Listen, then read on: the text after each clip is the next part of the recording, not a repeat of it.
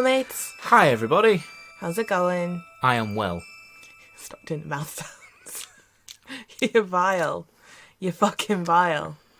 Disgusting human being. That's it. So, what have we been up to? Crickets, tumbleweed, silence. Yeah, we've been up to fuck all this week. Absolutely nothing. But that's because capitalism makes us work too hard. So, you know. No, it's the storm. And the storm. The storm as well.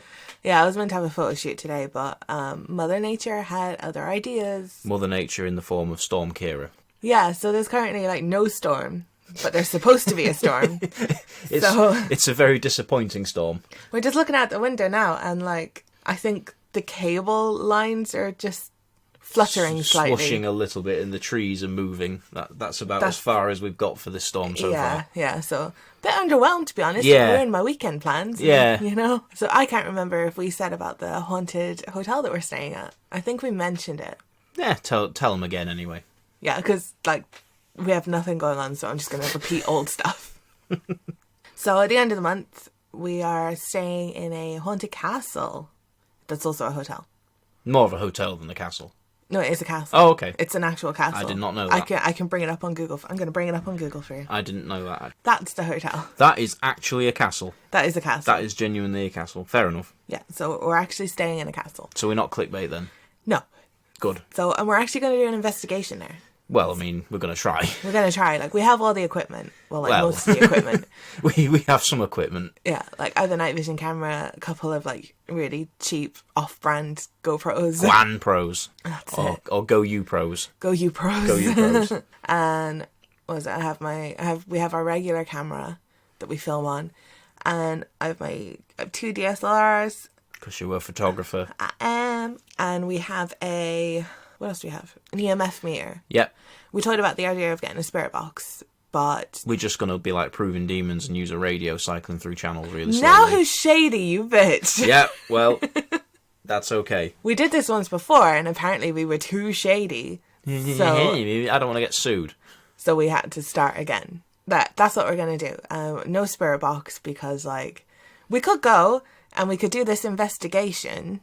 And we could fucking hate it and never want to do it again. Yeah, and we don't really want to drop that amount of money until we decide whether we want to do it again or not. Exactly. So basically, I think it's going to be really fun. It probably will be quite fun. Yeah, so. I asked permission, and we have full permission to film and shit. To film and do investigations and stuff. So the YouTubes will be lit. Get ready for some more low quality content. Yeah, precisely. Speaking of low quality content, we do have another video coming soonish. We do, because we actually managed to refilm what got corrupted from my stupid SD card. And the transition, might I say, is flawless. Flawless. You'll never even know. You'd never notice the difference. So yeah, I'm going to go ahead and say that'll be up by Wednesday. So you'll be hearing this on the Tuesday. If it's not up by then, it'll be up tomorrow. And if it's not up by tomorrow, you have permission to be at her. Yeah, just keep atting me on Twitter and stuff. So just bully her into doing it. Yeah. So, but I was going to do it this week, but I had a really, really shitty week. Yeah, so we decided not to do that. So we just decided to take some time to relax. To leisure. And watch Jersey Shore, because that's what we're doing now. Yeah. Yeah, so that's been our life for the past 2 weeks. Crickets and silence. And Jersey Shore. Yeah. Yeah, buddy.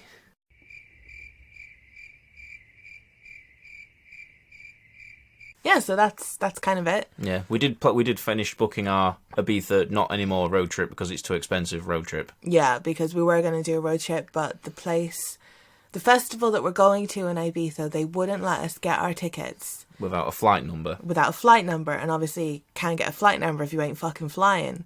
So we ended up having to fly. Yeah, and the fact that it costs over 2,000 euros, and our last chance before the scrapyard car might not make it all the way. Yeah, but I would have paid that. It would have been such It would have been an adventure. It would have been a serious adventure. Yeah, that's what we're all about. We're all about adventures. We're all about that adventure in life. So next year we'll do a road trip to Romania or something. And unlike the America road trip, we might actually film more of it. Yeah. So shall we move on to know that actually happened? Yeah, go on then. Do you want to do yours first? I'll do mine first if you want. Yeah. Okay, so for I don't even know what I'm doing. Just call it no, that actually happened. Yeah, no, that actually happened. Fair enough. There was a reporting firm that has uncovered something quite unsavoury about UK council like websites. So there, the website should go on for any information about like local services and things like that. Yeah. And what it's found is that there's like covert surveillance on these websites that's specifically targeting certain groups of people. So when people are going on this website and they're looking for certain types of help, they're being targeted and their data is being mined. So the quick facts about it, without getting too wordy, is nearly all local councils in the UK permit at least one of these companies to mine data. So there's a lot of local councils, and they're nearly all doing it. Yeah. It's targeted, and it's targeted against people who are looking for information about disability, poverty, drugs and alcoholism, and these are all being profiled by the data brokers, which are then owned by Google. So it's basically all getting back to Google, which is then disgusting. The data is then sold.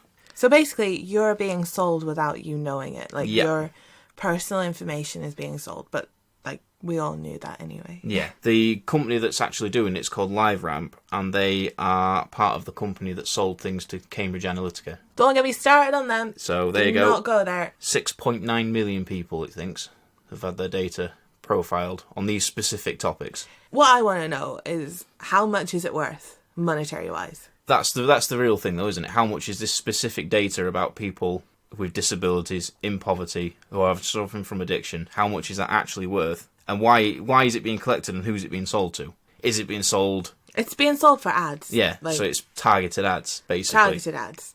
And A, that's disgusting. And B, that's disgusting. Like, it's awful. Yeah.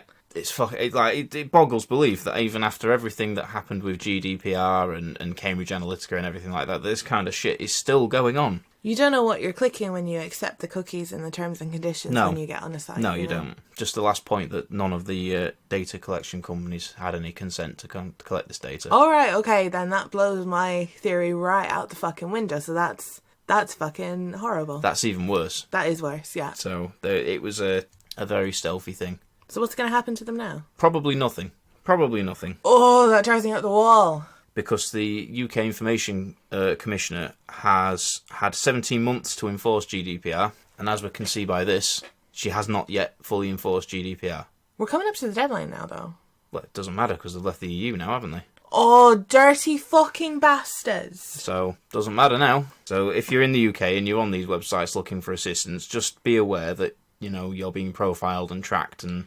Use the Tor browser or something, or NordVPN or something like that. I meant to actually have a look, see if I'd been targeted or not, because I think there is a way you can check if you've been targeted. Yeah, I'd check it out. The most vulnerable people in society are being targeted, specifically. Yeah. For ads that are probably going to make them more vulnerable. That's the real sort of tea of this, is that the government are okay with that. Like, the local councils and everything's fine with it.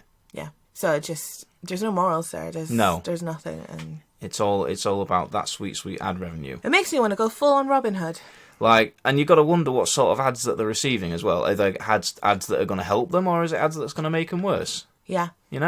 Like, that's the other thing. Say if you're looking at someone with an addiction, is it going to be like gambling ads, or is it going to be alcohol ads, or for someone with depression, is it going to be like medication ads, or... Now, I know with Google, you can't actually set ads that have gambling, alcohol, or any kind of that. But, and to think of it, I've never seen something like that. So maybe it's to help. Maybe it is to help, but still, it's people's data's been farmed. Oh yeah, like people are being specifically targeted for their conditions and being farmed. Yeah, it doesn't make it right. That's really quite messed up. Yeah. That's it. That's all I got. That's all you got. On to mine. It's a bit more positive, but what got me onto this, again, I found this on Facebook. But what got me onto this was the fucking sensationalist headline.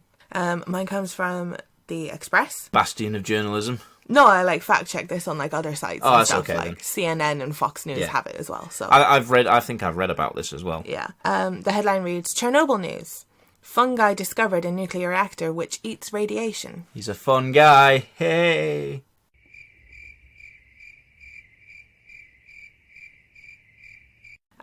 So we all know about Chernobyl. We all know what happened. Not great, not terrible.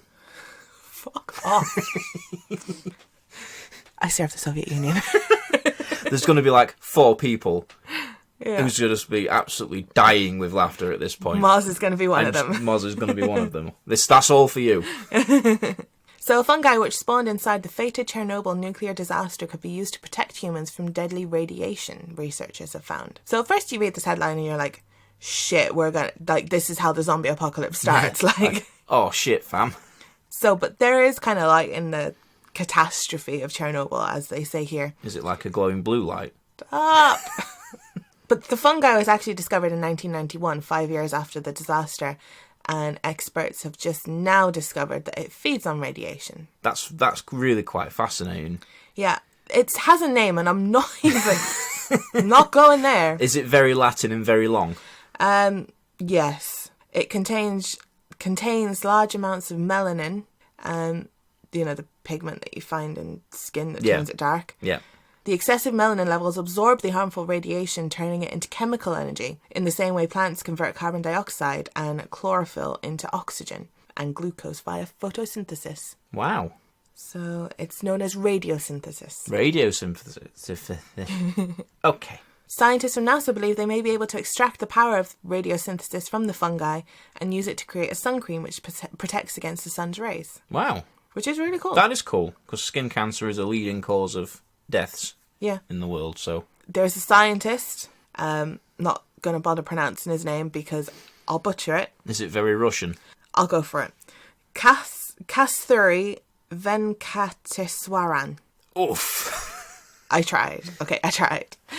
The lead scientist, he believes it could also benefit cancer patients undergoing chemotherapy and protect engineers in nuclear power plants. Anyone dealing with a large amount of radiation would benefit from that. Yeah. So that's really quite cool. So yeah, that's good. That was That's wholesome. No, that actually happened. That's wholesome. And it's actually good that it happened if they actually use it how they say they're going to use it. You'd hope that they would do. You'd hope they would. Like, I can't see any negative use for it though. No, me either. Like, I don't know, anything that could benefit cancer patients is always good. Is a bonus in my opinion. And the fact that they can use it to improve sunscreen as well. Yeah. Like, that is cool, because skin cancer is nasty. It is. And it's so easy to get. Yeah, like, everyone should be wearing sun cream every day. Yeah. That's what they say. And, like... I never wear sunscreen. Let's be honest, how many of us don't? Yeah, no, in summer, I think I wear sunscreen when I can feel my skin burning. Yeah. Like, that's my level of sun protection normally. No, I don't wear sunscreen every day, but I use products on my face that have SPF. Yeah. So at least my face is good. Yeah. But then, like, I work in an office. Yeah, where there is no window. I work outside normally, so... Yeah, you fucked, bitch. Yeah, I fucked. You need to start wearing sun cream. I do. Shall we move on to the episode now? Go for it. Old school Spectrum Asylum style. Spectrum.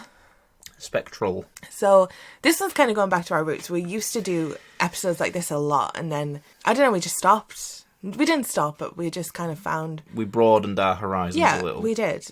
But coming off the back of Jonestown, I think it's good to kind of go back to kind of where we started. Yeah. We used to do a lot of mythology stuff. Yeah. And that's the kind of content I love, because I love mythology. Yeah, it's so interesting.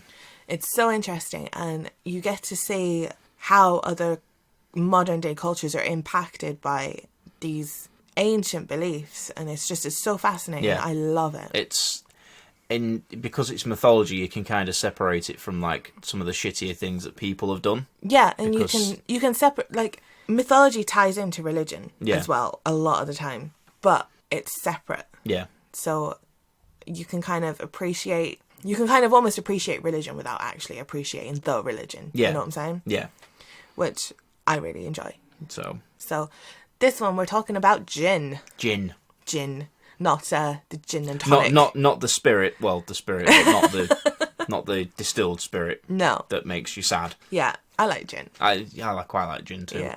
I like gin. We're using tablets now instead of That's paper. because we're fancy as fuck. That's why. Like, I'm so excited that we're using tablets. It's the little things in life, isn't it? It is, yeah.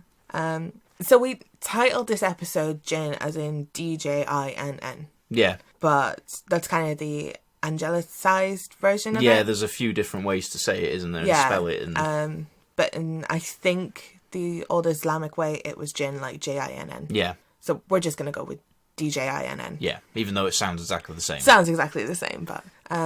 so I want to kind of put like a disclaimer out here. We're not clued up on the Islamic religion. No. So if we say anything that is offensive, or if we Wrong. say anything that's wrong, we don't mean it. No. Like, we're coming from a place of, what's the word? Ignorance, maybe. But like, we just did our research and this is what we found. Yeah. If anything's wrong, let us know. If we've offended you, we're truly sorry. Yeah. But we didn't mean to. Yeah, so we hope you enjoy what we found. It kind of got down a rabbit hole. Yeah. As these things often do, though. Yeah, and the reason why we started looking into this is we like to watch a load of, like, spooky videos on YouTube. Yes. We watch a load of, like, Top 5 Unknowns. It's Nuke's Top 5, isn't it? If you've watched Nuke's Top 5... You'll know about this guy if you watch him quite a lot. So Nuke's Top 5, he does like compilation videos of like the spookiest videos out there. Yeah. And I find him to be the best as he kind of actually weeds out the ones that are fake. So he does that for us. But he does kind of leave the door open as in like, what do you think? It's for your own interpretation at the end of it, isn't it? But you can tell that he thinks they're real. Like that's the vibe I'm getting. And on some of his videos, he features, like, Saudi ghost hunters. The Saudi door-kicking ghost hunters, as he refers to them. Yeah, like, these guys are fucking fearless. If I had a shred of their confidence, I would be set up in life. Like, yeah, like, they do not give a fuck, do they? They do not give a fuck. And they're always hunting Jinn. Yeah. Which is how we got into, like, the topic of Jinn. Yeah. And because these are the scariest and most authentic ghost videos I've ever seen. Oh, absolutely. There's one that always springs to my mind, and if you know, you know, because you've seen it, and he's looking in a mirror, and then it just fucking appears behind him. Yeah. Like the doors are slamming, and windows are slamming, and there's doors lock right behind him, and he can't get out. But the thing is, like, he streams all of these live on Snapchat. Yeah. So, like, they'll be very hard to fake. Yeah. There's another one where a massive water tanker starts moving around. Oh, yeah. Like... that weighs tons, like... No, so, he's our favourite door-kicking YouTuber. Yeah. So, that's how we kind of got to know about Jinn. Yeah. And we thought that, like, you know, they'd just be, like, fucking really annoying poltergeists. Yeah. But they're not. There's a lot to them. I didn't realise how far back it went and how... you know, in depth, everything about Jinn goes. So, what are Jinn? Jinn are their supernatural creatures in Islamic mythology, and they originate in Arabian folklore. So, if you think, like, way back to Tales of 1001 Nights, I think it is. That's the one. And Jinn, they're not, like, one species either. They're, like... They're not one type of species. They are a species. They are their own sort of species. Yeah, so... in kind of Western culture and Western Christianity, we have mankind, we have angels, and we have fallen angels or demons, whichever way you look at it. Jinn are the Islamic third species. Yeah, they kind of exist outside of all the others. Well, no, they are. If we were copying Christianity for a second, they would be the fallen angels / demons. Yeah, that's what they would be. And I'm gonna say here, like, while I was doing all this research, you know the way when you look up stuff like ghosts, we'll say, like an alien, like ghosts and aliens, you'll have more skeptics than you will believers. Yeah. I couldn't find one person that disbelieved in Jinn. No. We found lots of stories of people who think they encountered Jinn. Lots of stories, and I couldn't find one person that said they didn't believe in Jinn. Yeah. Which kind of spooks me. It's unsettling, really, isn't it? And apparently the more you talk about Jinn, the more you invite them into your home and stuff like that. So cool, thanks. Yeah. You left that one out. He can go party with the other spirit that's in his house. Like, it probably already is a fucking Jinn. Yeah, probably. So it's said that Allah created the Jinn out of smokeless fire before humans even existed, about 2,000 years before Adam and Eve. So it's said that angels and Jinn lived together until the Jinn were banished to Earth after being caught eavesdropping on the angels. But then, as with mythology, there's always more than one story. Yeah, there's always one way. So some other stories say that it was because their ruler, Shaitan, refused... I just caught that. What? Shaitan. Shaitan. What does it sound like? Say it slowly to yourself. Oh, yeah, I got it. Way! Their ruler, Shaitan, refused to worship Adam, so he and his followers were cast out of heaven. Yeah. And Shaitan ended up being probably the depiction of Satan in the Islamic culture. And the rest of the Jinn were kind of seen as the demons. Yeah. They're said to live in a parallel universe to our own, and occasionally these universes intertwine. I'm not going into that boggles my mind. I find it interesting that they say it's a parallel universe, though, because back in the ancient times, Islam was a lot sort of Islamic countries were a lot more ahead of the rest of the world in science and mathematics and things. Yeah. Which is interesting that they're saying that it's a parallel universe. Yeah. It's an idea that Christianity just didn't have. They still don't have. And they still don't have, but a parallel universe is like one of the running sort of current science themes, that there is more than one universe. Yeah. And I just find that very interesting. But then, again, there's another story that they live on green emerald mountains just outside the Earth. Yeah, okay, fair enough. So, take that what you will. Yeah, fair enough. It's said that Jinn have free will like humans. They're very much like humans. They eat, sleep, drink, procreate. And they have the ability to differentiate between good and evil. They have that ability. Aren't they not necessarily they can be believers or not believers as well, can't they? Yeah. So, but they are swayed evil. Yeah. You know?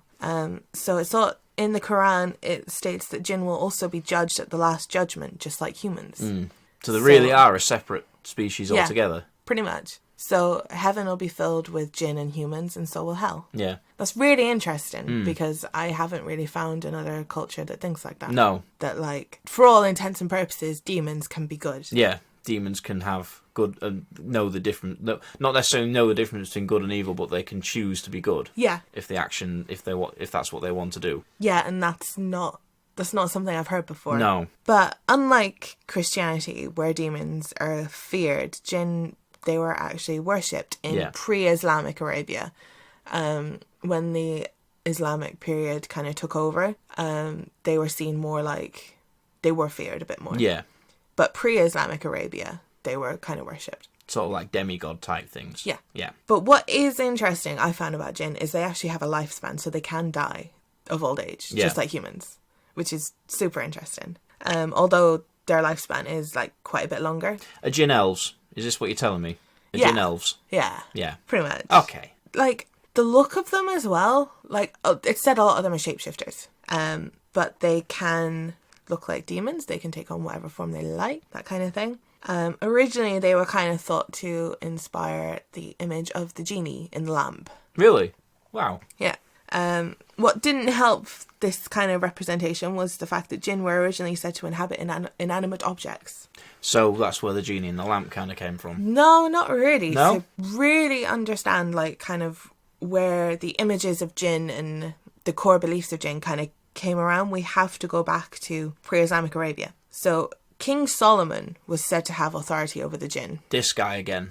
Yeah, if you're wondering why he sounds familiar, or you want to know a bit more about him, go back and listen to our Black Magic episode. How he had authority over the Jinn is kind of disputed. Some sources say he was given this gift by God, but there is another tale that is much more entertaining. In folklore, King Solomon used a magic ring to control the Jinn and used it as a form of protection from them, using the Jinn as his slaves. I can't imagine the Jinn were particularly happy about that. Yeah.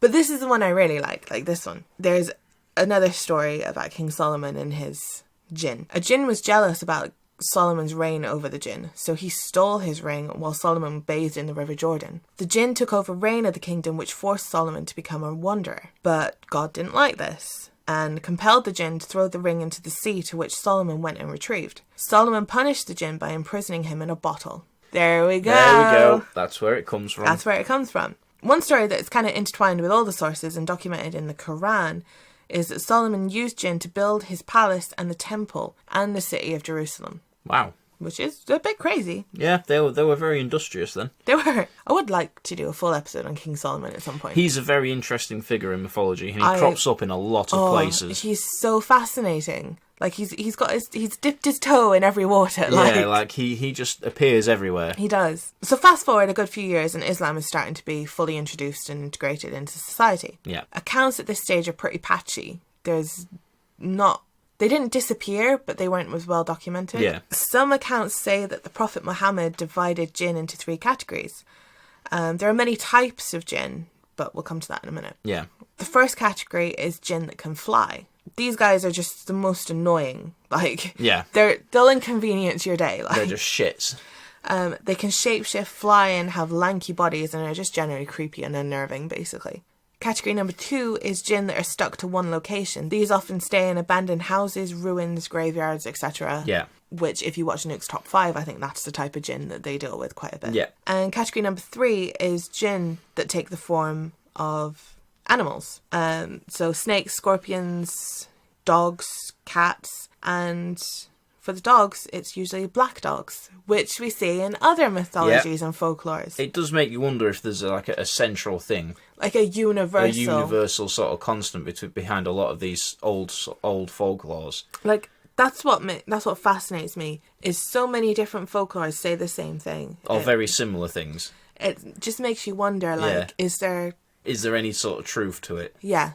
Like, is it something that we just don't understand yet, but ancient people were trying to understand? Yeah, and because we kind of society as a whole kind of went in the other direction of looking after themselves and furthering humanity rather than trying to understand the world around them. Yeah, that's what I think. Maybe I'm talking shit, but who knows? Who knows? Now, the Prophet Muhammad, he had a lot of superstitions about these jinn. He wasn't very happy about them being there, per se. For one, you couldn't let your belongings go too far out of reach because the jinn would come in the middle of the night and take them away. Another one is a cat should not be chased away in the early morning or late at night or else it will become a jinn. Don't we go chasing no cats. That explains our cats. Yeah, our cat's definitely a jinn. If people find... This one's ridiculous. If people find a snake in their house, they should call out to it for 3 days before killing it. If the snake is a shape-shifted jinn, it will leave. Will it though? But if it's a really venomous cobra or something, you're stuck with it in the house for 3 days. And then would the jinn just leave, or would it just shapeshift into something else? You don't know, do you? No, it doesn't sound very... This is all very trusting. You're trusting that the jinn will actually leave. Yeah. Please leave. Please leave. But for all this shitty stuff they do, they can't unlock locked doors and they can't untie knots. Oh. So that is quite a large kryptonite of this. Yeah, that's not very clever. Like, they just see it and like, oh shit, there's a double knot. Well, fuck. Yeah. Like, this is it now. This guy's living, I guess. Yeah. God damn. Ain't going stealing his things. Foiled again. Yeah. Jinn can be hired by witchcraft or magicians, as I think the Islamic culture calls them. Yeah, they're called magicians. They will guard the graves of witches and important people if they are commanded to do so. It's thought that this is the reason why it's unlucky to open a pharaoh's tomb. Because there's jinn guarding it. The jinn will guard it and they'll come out and they'll get you. They'll get you. Yeah. Speaking of sorcery, there are some sources say that it was jinn themselves who taught humans witchcraft. Because they kind of hover between the realm of the gods. Yeah, the sort of and in between, aren't humans. So humans don't naturally present the ability, so jinn taught them. Yeah. So I heard. Stories and theories of jinn, they haven't really gone away. There have been tales ever since the time of the Prophet Muhammad. Yeah. We'll go into some of these stories later, but we're going to go through the species of jinn now. Well, some of the species of jinn. There are so many. Like, you could literally go to any website and you'll find a different class of jinn. Yeah, and some of them are very oddly specific as well. Insanely specific. So we're covering 3. Yeah. So if you want to read more, I suggest you look into it. Like, there's probably a jinn to fuck with that guy over there called Steve. Yeah. And that's the jinn's only purpose is to fuck with guy over there called Steve. Yeah. And he's a whole different species to the other jinns. Yeah. To fuck with Steve. But he doesn't want anything to do with you because you're not his business. Yeah, no. Like, just Steve. Just fuck Steve. Yeah, just Steve. Take it away. It's me first. Okay. So, you mentioned briefly the book, what's it called? 1001 Nights. The 1001 Nights. That was first translated into Western languages in around 1704. Yeah. It first was translated into French. And it told a lot of stories. It was kind of like the Brothers Grimm, really, wasn't it? Yeah, it was kind of like fairy tales. Yeah. I think it's where, did Aladdin come from that or something like that? I think so. I think it was, yeah. Well, I can't remember now. I can't remember. But anyway, it was a book of these kind of stories. And one of the sort of stories in that was a tale of a graveyard inhabiting people-eating monster called a ghoul. Before this, I didn't know ghouls were actually species. I didn't know ghouls were actually a species either. I thought they were just interchangeable with ghosts. Yeah, I thought, no, they're a separate thing altogether. They will eat your face. Okay. So you don't want no ghouls. No ghouls, thank you. No ghouls. But obviously this is the modern Western take on them. The story of the ghoul actually goes way back into pre-Islamic Arabia. And it's pronounced ghull. Well, I'm probably pronouncing it wrong, but it's Ghul. Imagine that with a not Northern English accent. Yeah, basically. a ghoul. There's lots of tales about them, but one consistent sort of theme is that they're not particularly nice. Yeah. Basically. It's the clue's in the name, really, isn't it? Ghoul. The story goes that they are the children of Shetan. Shaitan, also known as Ibis, depending on where you get your... I think it's split into, like, Indian... It depends on where your Islamic culture's coming from, I think. Like, some of it's from Egypt, some of it's from... India those places. It does depend. Different places have different names for the same thing. But essentially, it's Shaitan. It's the guy who wasn't having none of Adam. Yeah. Basically.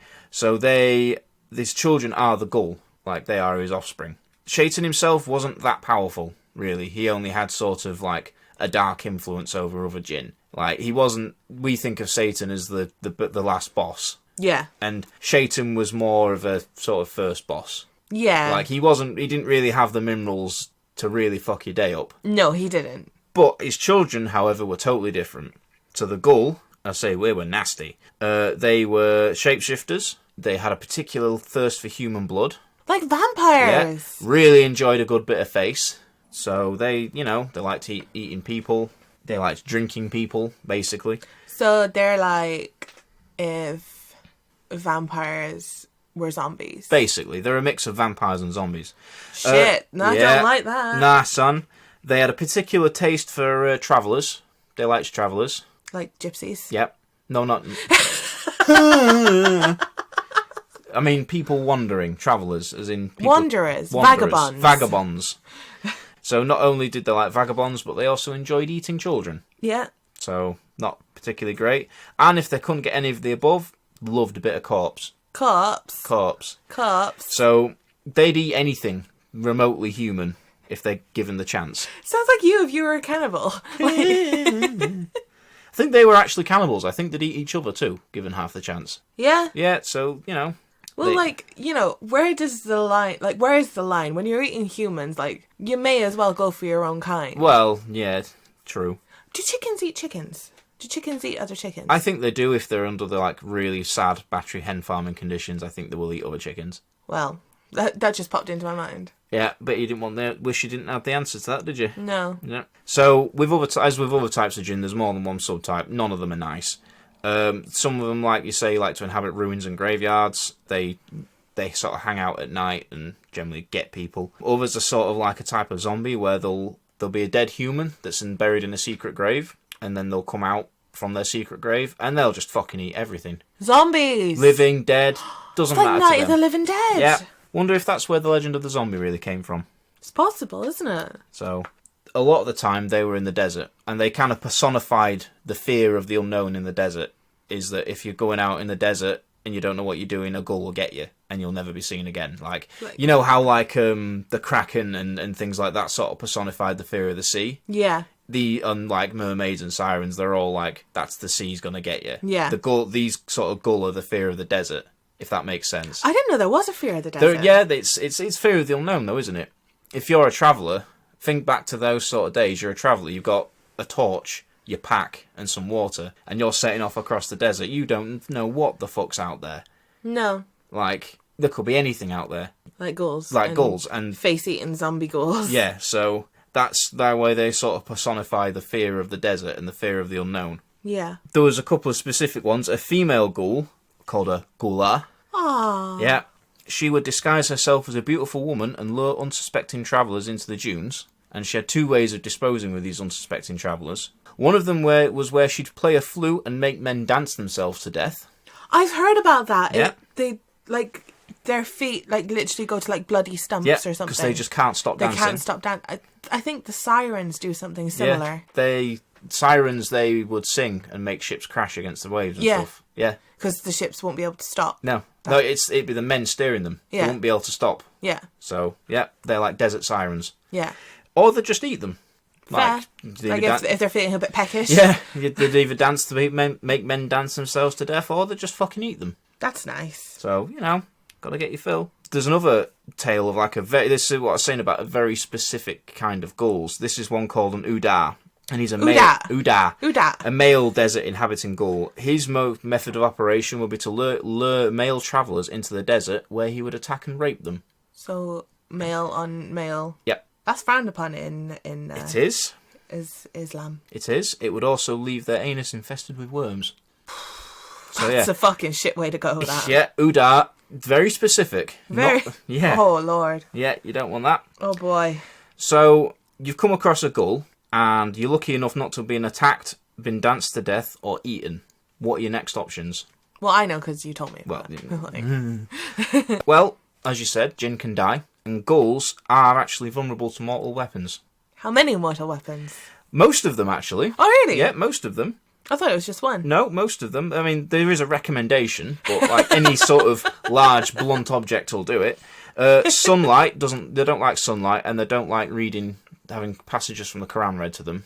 That can hurt them. That's why in the Saudi door-kicking ghost hunter... He's reading passages of the Quran as he's praying. walking around, yeah, because they don't like that. Clever bastard. But to finish them off, what you really want, what's really sort of recommended from the manufacturer, big-ass sword. Okay, let's all just go get a sword. So, big-ass sword.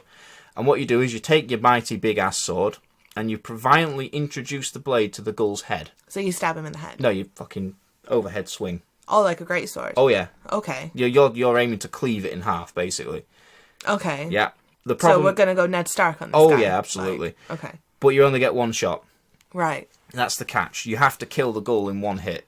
Okay. So, no double tapping. Just straight up, swing, clonk, dead. That's it. Okay. Because what the ghoul will do is it can try and trick you into hitting it twice. And if you hit it twice, all you're doing is bringing it back to life. Oh. And as you can imagine, the ghoul's not overly pleased about just having its head cleaved. Yeah. So, it's going to fuck you up. There's a passage, like a quote from an Islamic scholar.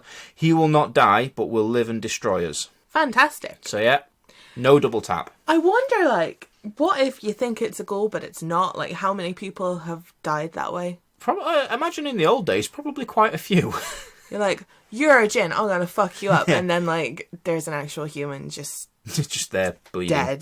just bleeding. Like, you've just killed someone because you thought they were a Jinn. But as long as you did it in one hit. Like... Would that have been, like, up there in the death rates? Like, would that have been a good cause of death?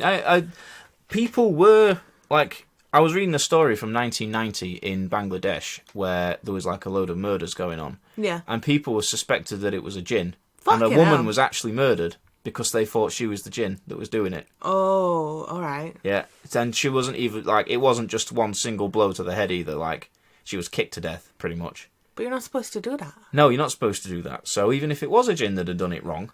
Well, no, you're not supposed to do that for this specific type of Jinn. Yeah. Yeah, there are many, many other types. So, like, I imagine it was probably a thing. I'd say it was, yeah. That if you were suspected to be a Jinn, you were dead. You were dead. It's like witches. Yeah. If they, back in, like, is it the 15th century? No, 17th century, when all the witch trials were going on. Yeah. If you were even thought to be a witch, you were burned at the stake. I was reading that if you were to be caught practicing witchcraft or magic, or if they thought you were a Jinn or something to do with Jinn, you were executed without a trial. Yeah. You were just dead. Like, so, you know. Everyone deserves a trial. Apparently not people who are consorting with Jinn. But that was just one isolated case. Yeah. Like, you know, it's one thing that I read. Okay, so another type of Jinn is the Kareen. So... It's said that every human on Earth has a double. Yep. Many cultures say that these people have a double. Like you've doppelgangers and stuff like that. They're usually meant to be like evil. The Kareen is the Islamic version of that. So everyone has one. It's kind of worth noting at this stage that not all Muslims believe that they are Jinn. Yeah. But for the sake of this episode, we're going to go with the people that do think. Yeah, just for the sake of argument. Yeah. Not much really on these, but basically the Kareen have one job, and it's to make humans do bad things. Fair enough. So the Kareen always has control over the human. Mm. They can, however, be captured by the human and made to do their bidding, but only truly religious Muslims can do this. Yeah, and it's probably not recommended. It's definitely not recommended. The allure of capturing them is quite... It's there. It's there, because when they're captured, they can cure illnesses, give you information about anyone, anywhere, find lost things, and also influence other people's Kareens. I read a story about a guy who supposedly captured his Kareen, and anyone who knocked at the door, he could tell them everything about themselves. Wow, that's insane. Everything about themselves before he'd even open the door. That's crazy. It's mental. Like, if that's true, fucks. Like, there are two ways to capture your Kareen, through good and through bad, basically. When you go the dark way to capture your Kareen, you give the Kareen more of a hold over you, and your life will be filled with sadness, disease, and anger. Oh, lovely. So, like, these people would be like serial killers, bankers, politicians, stuff like that. Who said that? So, you know, but it is easier to do it that way. It's like short-term reward for long-term unpleasantness. But you are given the Kareen more of a hold on you. Like, when you capture your Kareen through the light way and the good way, you have control over your Kareen, but the consequences will still be there. Yeah. It will just happen slower. Yeah. So you'll still have sadness, you'll still have disease, you'll still have anger, but it will just go over. It's like it's spread over a longer time. Yeah, it will be a slow burning thing. But you can never release control over your Kareen, or else your life is over, basically. Well, that is a problem. So once you capture your Kareen the light way, you can never let it go. Yeah. That is your life now. Yeah, that's got to be a pretty big decision to make, hasn't it? Another way your life could be over is by interrupting the ritual to control your Kareen. Yeah. Then I read another story by the same person. I think it's Brother Rahesh or something like that. And he knew of a guy who was doing this 30-day ritual to capture his Kareen. Yeah. And there was a fire in his neighbour's house, so he had to leave because the fire was going to spread into his house. And that fucked up his entire life. Apparently he started bleeding from every orifice. Oh, lovely. And everything like that. So he got fucked up. Yeah. It's probably best just not to try it, isn't it? It sounds like one of those things that's not really worth it in the grand scheme of things. But yeah, apparently if your attempts are like you can't. Once you start, you can't stop. Yeah, if you try and control it and you can't, or you stop, you relinquish control over it, you could get like corrupted, die. Doesn't sound like it's worth the risk, to be honest. No, so I 1 out of 10 wouldn't recommend. Like, all right. So the underworld isn't really a good place for humans to go. No, it's not really fit for humans, is it? Like, that's not a place I aspire to go. No, no. Many reasons. One of them is called the Ifrit. Ifrit.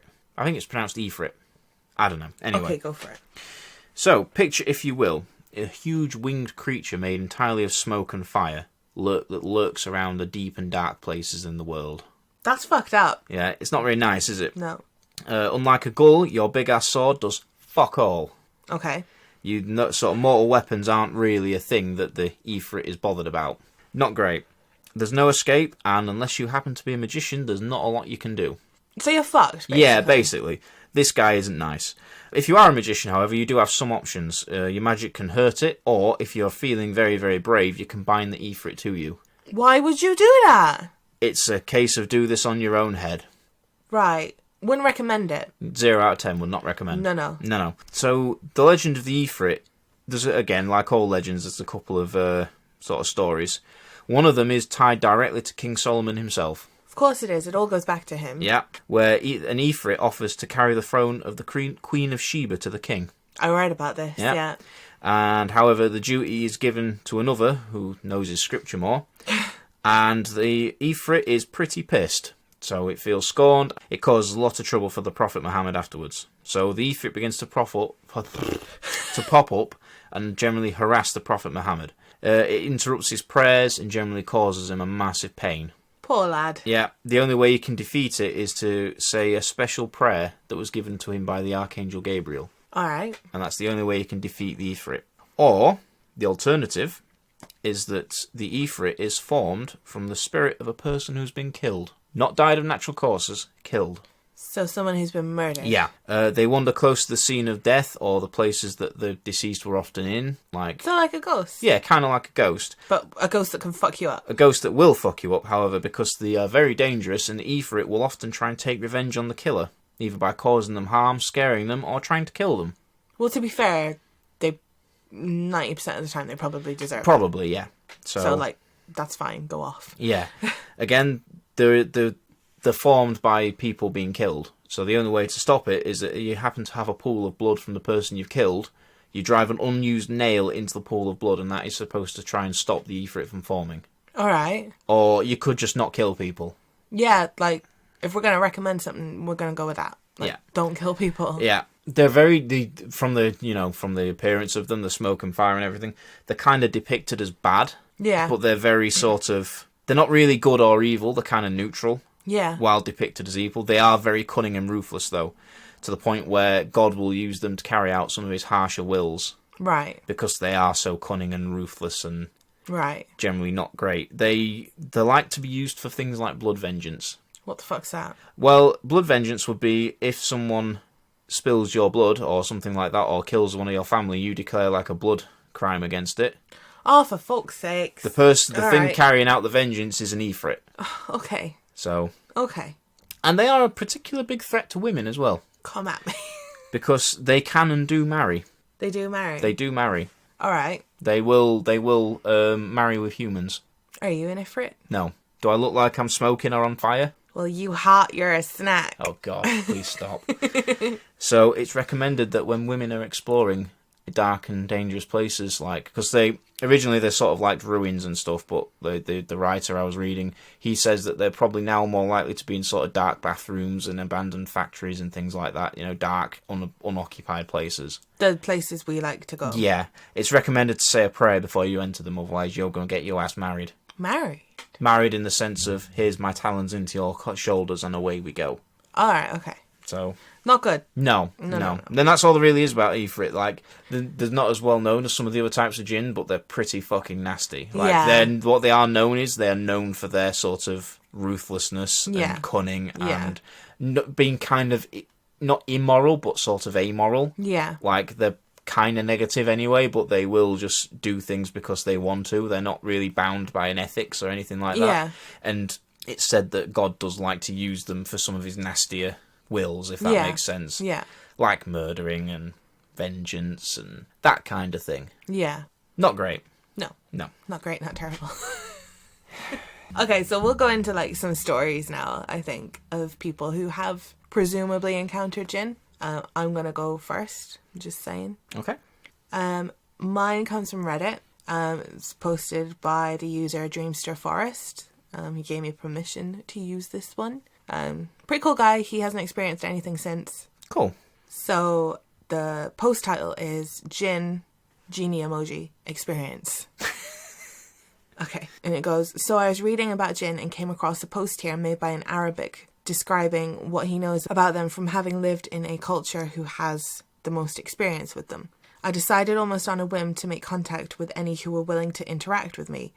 I foolishly gave permission to read my Akashic record to gain knowledge from my soul's journey in exchange for them interacting with me. I changed it to giving any info my higher self would allow to be given. Wasn't any sort of deep signal I sent out asking for anything but an interaction.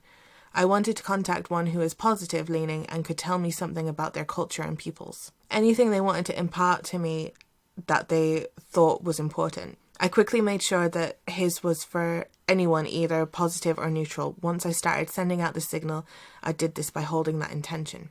I sent out this signal and then tied it off and left it at that. The next night I was laying in bed sort of meditating, and while in a somewhat trance and receptive state, not thinking at all of Jinn, I get this fucked up image that I won't disclose. Then this blue tribal looking man wearing a mask appeared in my mind's eye and was doing this sort of warrior dance, swinging around this weapon that was a pole with a sort of bell-shaped edge piece of metal on the end of it. He looked like he had stripes painted on his backside and arms and legs. He was wearing some sort of mask with ears or horns on the top. It came down in a headdress fashion over his shoulders. Weird mask with some sort of pattern on the front. I could draw him, but I'm wondering if anyone else's experience with Jinn. This dude was trying to force these disgusting images in my face, so I guess I failed in contacting someone positive. The reason why I think it was an actual Jinn was that he was all blue. He was sort of ghost-like in that he had a sort of phasey appearance. Anyone know if this was a Jinn or have any experience with them? Tell me what you know and what we can do to learn from these people. Tell me of a better way to interact with them, and if there's any benefit from even doing so if I'm not looking to perform black magic. What sort of interaction is more feasible with a positively orientated Jinn? Thanks in advance. So that's pretty fucked up. That's very fucked up. I probably wouldn't take kindly to a guy dancing in front of me like that either. It would be very unnerving, especially a blue guy. Yeah. Now, the only thing is that was in his mind's eye. It wasn't actually in front of him. Yeah, so it was more of a vision than a... Yeah, like... But still super creepy. Yeah, not particularly great. Do you want to take a story now? Sure. So, this is a story that I gleaned from the internet, and it's... What site did it come from? Mysterious Universe. They're a podcast like us. Yeah, I know. So I'm just...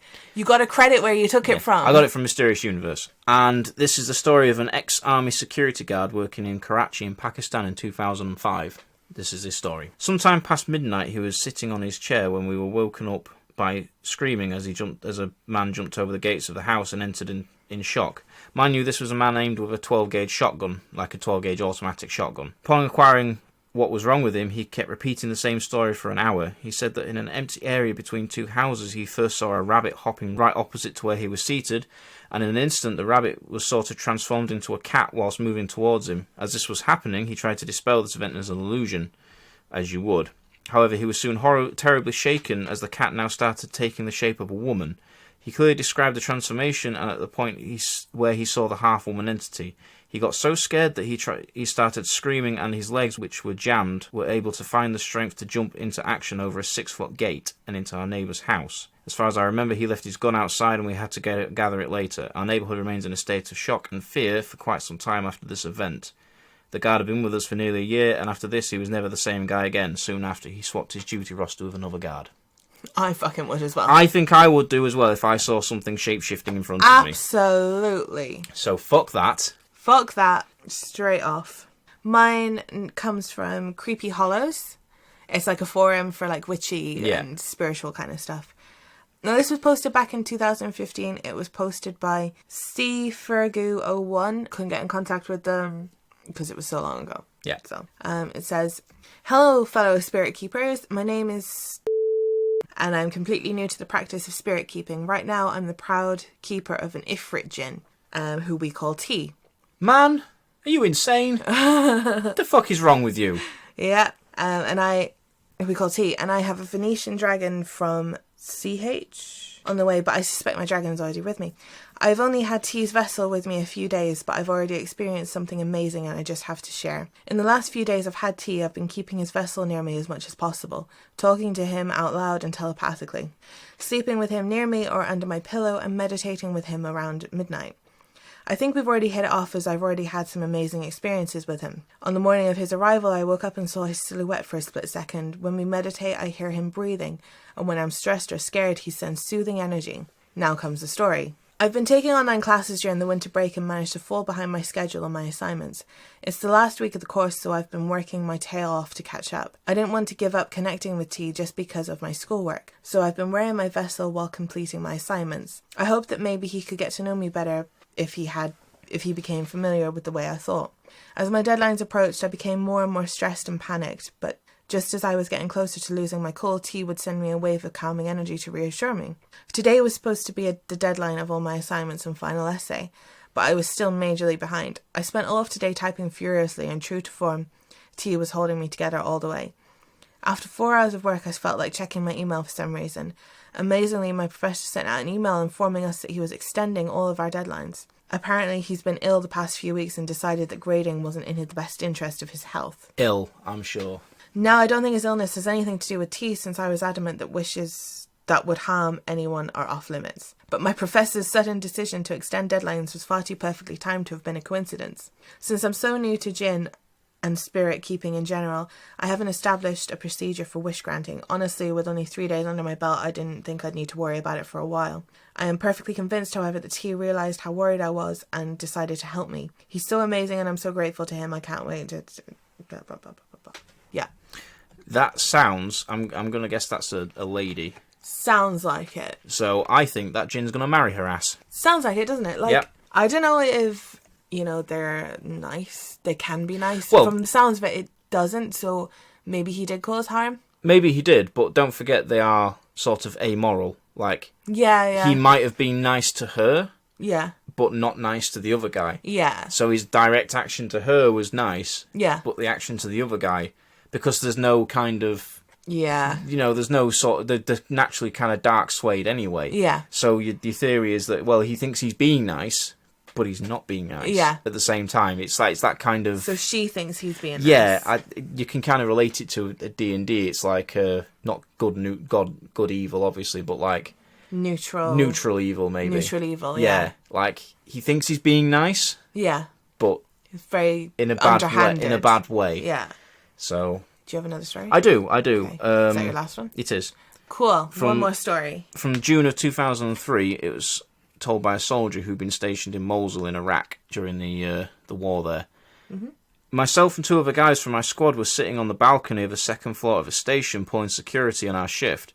It was sometime in the night, and if I had to guess, I would say it was sometime around 02:30. While on guard, we would use the lights on our rifles to illuminate any car that drove by so that we could see if there were any sort of weapons in the vehicle and stuff like that. We heard a car driving towards us from the one side of the side road to the mosque. So we got rid of our lights to illuminate the car when it came into view. Once we saw the car, we shined our lights into the vehicle, directed the light towards the driver. The driver had the typical reaction to the light, which is very intense, so he squinted and he tried to look away from the lights. Makes sense, right? Yeah. The passenger had a much different reaction. His eyes seemed almost to glow with intensity with the light. He stared right back at the light, almost looking through it and at us. It was very eerie. At the time, the best we could describe, his eyes were like that of a cat in the dark with a flashlight shining in its face. So, sort of glowing, like cat's eyes do. I've never heard of a person's eyes being able to reflect light like that before, or anything you could do, like purchase to do it, like contact lenses or anything. So, probably a Jinn. Yeah. That's fucked up. Like, you imagine you're on patrol, it's 2:30 in the morning, you're already you're in an active war zone, so you're obviously on edge. Yeah. You shine a light into someone's car and there's fucking, like, cat demon looking back at you. No, thank you. Like, no. No, friend. No. Is that it? That's it. Fucking hell, we made it through with no Jinn. Well, we don't know that yet. Not yet, but we made it through anyway. Yeah. I don't know, I don't really fancy meeting a Jinn. See, Jinn seems to me almost like a force of nature. But, like, the thing is, there's no middle ground. No. They'll either fuck you up or they won't. Yeah. It's like... It's just luck of the draw which you get. Yeah. Really. And because they're not sort of guided by any sort of moral principle, in the sense of, like, a demon's going to be a demon and an angel's going to be an angel, like, you can kind of predict their behaviour. You can't really do that with a Jinn. No. It's just there for its own intentions. I think it's the unpredictability that makes them a lot more scary. That definitely makes them worse. Like, you could have a Jinn that's very good to you and sort of looks after you. Yeah. But what's the cost of the Jinn looking after you? Like my story that I read, And at the same time, you could have a Jinn that's just going to come and fuck you up. They'll fuck up your day, fuck up your life. Yeah, they do seem like very force of nature-y. Yeah, like... Which I like. I like, it gives the story a good edge, doesn't it? Yeah. They're almost like rushing water. There's no guiding them. There's no telling them what to do. You just kind of have to avoid them if possible. if you can. So yeah, wouldn't recommend meeting them. So that's a 0. That's a 2 out of 10. Would not recommend. Yeah. Unless you have a big ass sword. Yeah. Always carry a big ass sword. Actually, don't. No, don't do that. Don't do that. You'll get arrested. Yeah, no, don't do that. Unless the police officer's a Jinn, then feel free to, You can't say that. You can't go encouraging people to swing at police officers with fucking swords. What the Jinn are shapeshifters. What if it's shapeshifted into a police officer? What if you're a shapeshifting Jinn and would you like me to put a sword through your head? Fucking come at me, bro. You're definitely a Jinn. Fight me. So, yeah, that's that. If you like this episode, you can find us on Facebook, Twitter and Instagram, all at Spectral Asylum. We have a YouTube, just search Spectral Asylum, or we'll put the link in the show notes. We have merch, that'll be going next month, so get it while you can. Get it while it's hot, yo. Link will be down below. We have a Facebook group where we're completely in the process of like revamping it. We have an admin. Yeah, we have a really cool admin. Her name's Dee. She's kind of keeping the show going while we're kind of working on everything else. So yeah, join that. It's Spectral Asylum Inmates Discussion Group. So look that up on Facebook. The link will be down below as well. Fuck me, what else have we got? YouTube. Low quality content. I've already said YouTube. No, fine. Did I say YouTube? Say it again anyway. Plug it. We have a YouTube. Link will be down below. A new video will be up by Wednesday. If it's not, you have full permission to @me on every social media. Yep, you heard it here first. Yeah. Wednesday. So that's that. I think that's everything. Yep. Yeah. Don't forget to leave us a review if you really liked us. Thank you for the latest reviews. Thank you for the latest reviews. I was going to pull them up and read it, but because I'm on stonky Android, I can't get iTunes up. So. Womp womp. Yeah. Even though Android is so much better than Apple. Yeah. We're not going into that discussion right now. Oh, we are. Android's so much better. Okay. Okay. All right. We will see you guys in 2 weeks for the next one. Bye-bye. That'll be my birthday. Yeah. Party. I think the day we release the next episode is my birthday. Probably. So forgive us if it is a little bit late because it is your birthday next time we release. Yeah. So it might be a day or so off. Yeah. So, yeah. We'll see you guys in 2 weeks. Bye-bye. Bye. Bye. Bye. Bye.